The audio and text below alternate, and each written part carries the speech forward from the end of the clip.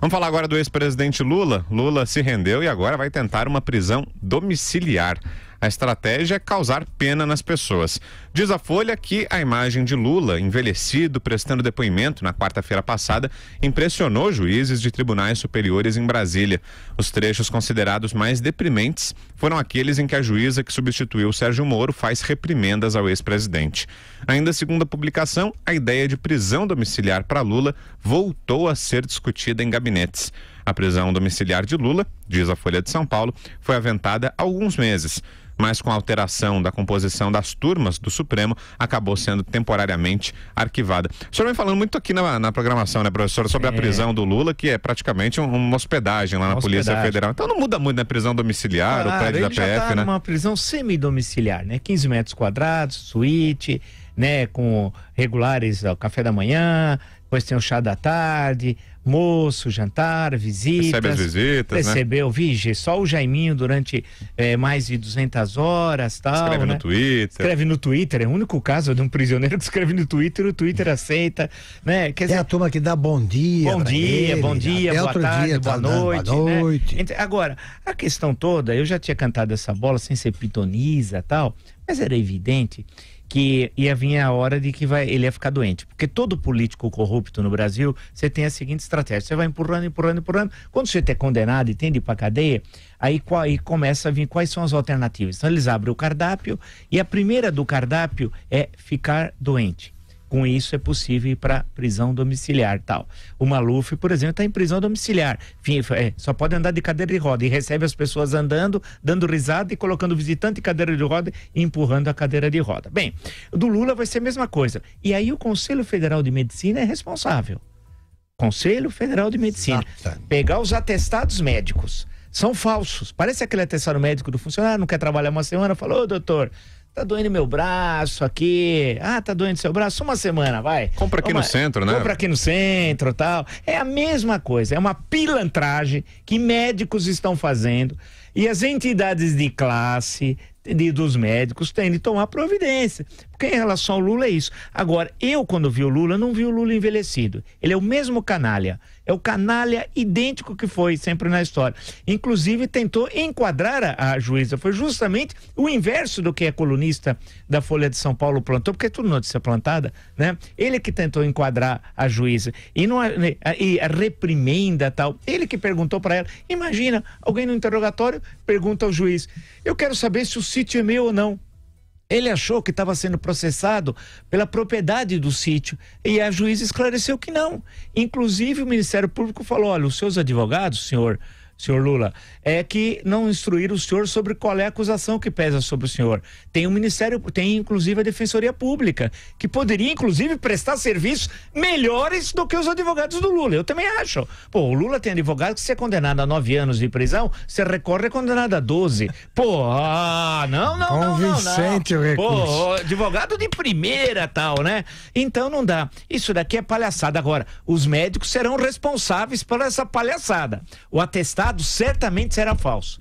Certíssimo. Tem de ser indicado pela justiça o médico para examinar o Lula e para dizer como é que ele está. Agora não bate, não fecha essa versão plantada, claro, por um motivo muito simples. Na véspera do depoimento, a juíza Gabriela Hardy, o Jaiminho, o Fernando Haddad visitou o Lula e saiu dizendo que ele estava muito tranquilo, muito seguro, estava calmo. Ele está muito bem, ele está aprendendo a ler, escrever, rezar, ele lê os clássicos soviéticos, russos, então...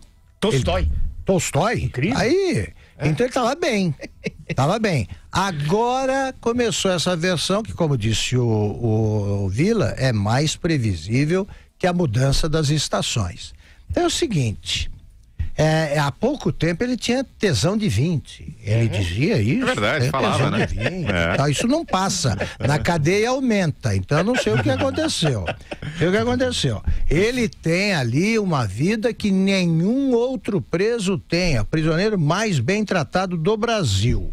Agora, ele foi de uma agressividade com a juíza que mostra uma certa vitalidade. É que ele descobriu que não colou. O negócio do Moro me persegue, porque agora como é que é? A Gabriela me persegue, não sei quem me persegue. Aí ele vai ficar com mania de perseguição e vai ser tratado como maluco, não é? Então, ele vai ter que aceitar isso. Começou o plantio de notícias sobre a saúde, que vai piorando, ele vai bancar o Maluf e aí solta.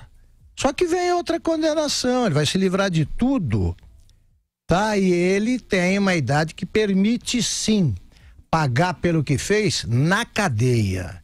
Esse negócio de libertar porque chegou a uma certa idade avançada, então, isso não existe. Isso existe, é aquela frase velhíssima, mas é imortal. Os canalhas também envelhecem, ponto final. O resto é conversa fiada.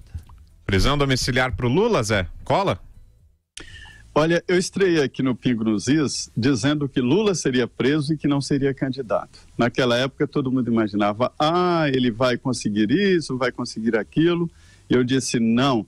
Sabe por quê? O processo é muito forte. Todos os 3 que estão aí, no primeiro já houve condenação.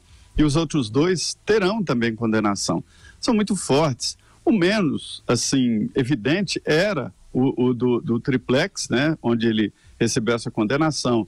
E os outros 2 virão com certeza. Então, eu posso te dizer o seguinte, não haverá prisão domiciliar, a não ser que seja um mal muito intenso, uma doença atestada por uma junta médica. O erro da defesa do ex-presidente Lula foi entender que ele era um ser humano diferente dos outros para os olhos da justiça.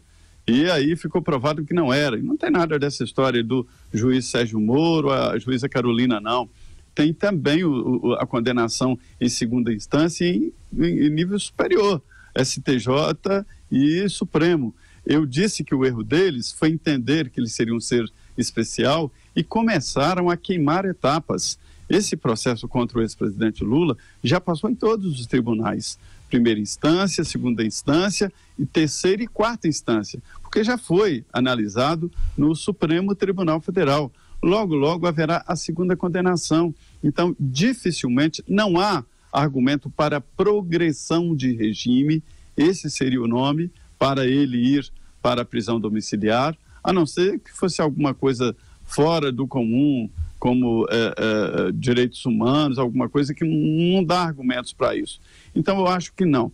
O ex-presidente Lula está preso por uma condenação formal, garantida em segunda instância, e todos os recursos foram negados. Então, eu acho isso, que ele vai continuar na cadeia, sim.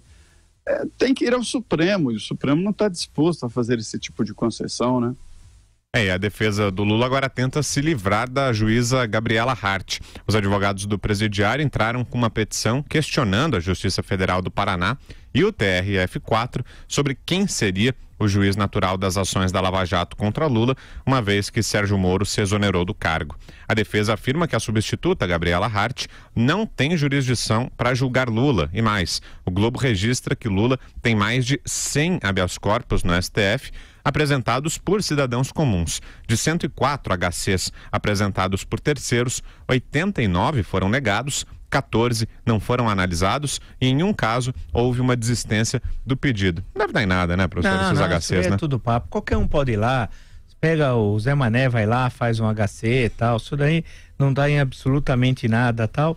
E a questão toda que tudo indica que o Lula vai permanecer um bom tempo na prisão. Agora, já aproveitando um parênteses sobre essa questão, foi citado até por Augusto sobre a idade. Se nós estamos mudando a idade da Previdência Social, da aposentadoria, porque a população brasileira envelheceu, né? A pirâmide etária não é mais assim uma base ampla e lá em cima vai diminuindo. Por que não alterar a legislação? Essa história dos 70 anos, né? Isso aí é uma picaretagem danada. Então, chega aos 70, uma série de subterfúgios legais existentes permite que o político corrupto se furte de cumprir as penas, né? Claro que além da detenção tem de ter o confisco dos bens, isso é indispensável. O que o ladrão menos quer muitas vezes não é nem ter liberdade, o que ele mais preserva é o dinheiro que ele roubou. Então acho que essa é uma questão importante também de ser discutida na legislação penal brasileira, de alterar esse direito que é dado ao reeducando, porque o Lula logo quando ele for para a prisão, ele vai ser chamado de reeducando. O Lula não se reeduca nunca, nem na terceira geração, viu?